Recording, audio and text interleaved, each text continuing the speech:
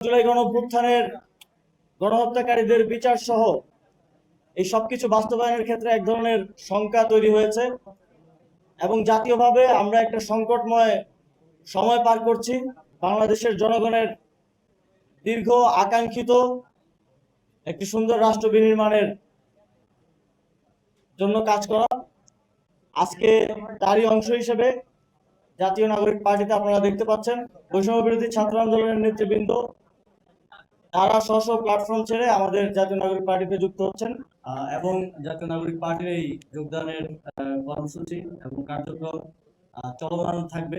এই নির্বাচনের মধ্য দিয়ে যেভাবে গণভোটকে অস্বীকার করা হয়েছে, জনগণের জনরায়কে অস্বীকার করা হয়েছে এবং যেভাবে চাঁদাবাজি, দুর্নীতি, সন্ত্রাস সারা দেশে ছেয়ে যাচ্ছে, এখানে আমাদেরকে একটি বিকল্প শক্তি গড়ে তুলতে হবে এবং বৈষম্যহীন গণতান্ত্রিক অন্তর্ভুক্তিমূলক বাংলাদেশের যে লড়াই গণঅভ্যুত্থান থেকে শুরু হয়েছে, সেই লড়াইকে আমাদের সম্পূর্ণ করতে হবে। আমরা যে সংস্কারের কথা বলেছি, ঐকমত্য কমিশনে গণভোটের মাধ্যমে যে সংস্কারের সম্ভাবনা তৈরি হয়েছিল, বিএনপি সরকার সব সম্ভাবনাকে নষ্ট করে দিচ্ছে। শুধুমাত্র আওয়ামী লীগের জায়গায় একটা বিএনপি সরকার প্রতিস্থাপিত হয়েছে এই নির্বাচনের মধ্যে দিয়ে। এনসিপিতে আমরা যুক্ত হওয়ার ক্ষেত্রে ছাত্র অধিকার পরিষদ, এমনকি ছাত্রলীগ হোক, কার কার সাবেক পরিচয় এটা আমাদের কাছে মুখ্য নয়। আজকে থেকে যখন কেউ এনসিপিতে আসবে, সে এনসিপির সংগঠক, এনসিপি নেতাকর্মী হিসেবে কাজ করবে।